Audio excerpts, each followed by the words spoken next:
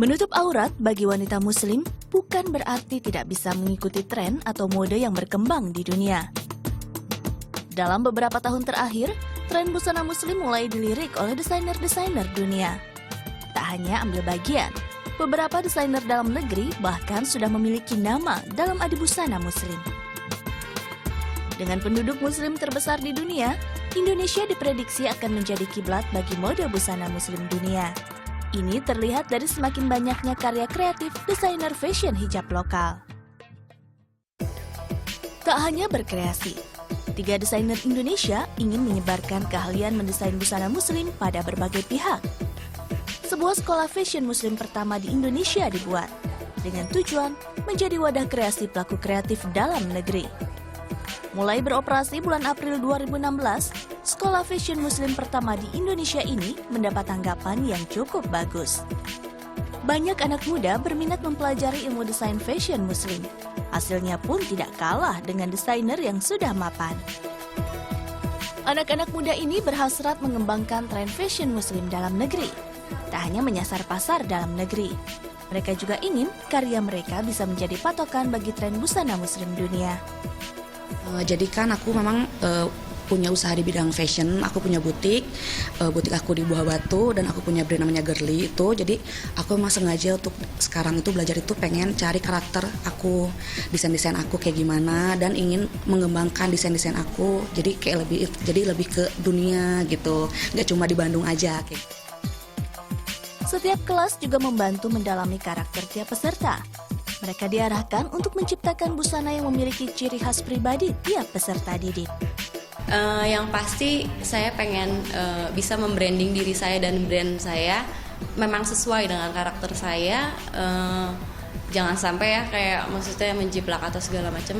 Tapi emang kita mengeluarkan apa yang ada di diri kita menjadi meng-create sesuatu menjadi suatu baju yang indah dan layak pakai. Untuk mendukung peningkatan kemampuan peserta, sekolah membuat kurikulum yang terintegrasi. Selain itu, sentuhan budaya tanah air juga tidak lupa diterapkan dalam setiap karya desain sebagai identitasnya. Kami membuat kurikulum yang disesuaikan dengan SKKNI Designer, di mana tahapan-tahapan SOP-nya itu benar-benar memang langkah-langkah yang diambil oleh seorang desainer. Itu bagaimana mereka memulai menciptakan sebuah desain, misalkan dari inspirasinya, kemudian temanya, mood board-nya seperti apa. Tak ingin hanya terpaku pada aspek bisnis, sekolah juga mengajarkan aspek kaidah hijab dan penerapannya. Kan ini namanya Islamic Fashion Institute. Adakah sentuhan Islaminya di sini yang bisa membedakan antara mungkin sekolah mode secara umum dan di sini bedanya apa? Dan memang di IFI ini dipelajari bagaimana supaya tidak melanggar atau tidak keluar dari jalur itu. Jadi jelas kita berdasar kepada Al-Quran, kepada hadisnya seperti apa. Ada juga kan memang mungkin motif-motif yang tidak dibolehkan dalam busana muslim. Ada juga mungkin yang kita tidak menggunakan bahan-bahan material yang mungkin merusak badan. Nah, itu seperti itu yang kita pelajari.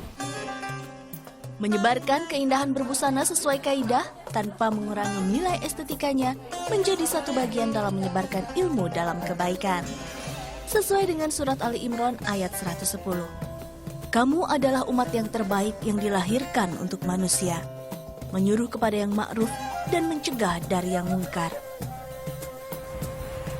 Untuk dapat mengharumkan nama bangsa tentu bisa dari berbagai cara. Salah satunya adalah dengan mendesain baju atau busana muslim yang ada seperti di belakang saya ini. Ini adalah karya dari siswi yang ada di sekolah fashion muslim pertama di Indonesia.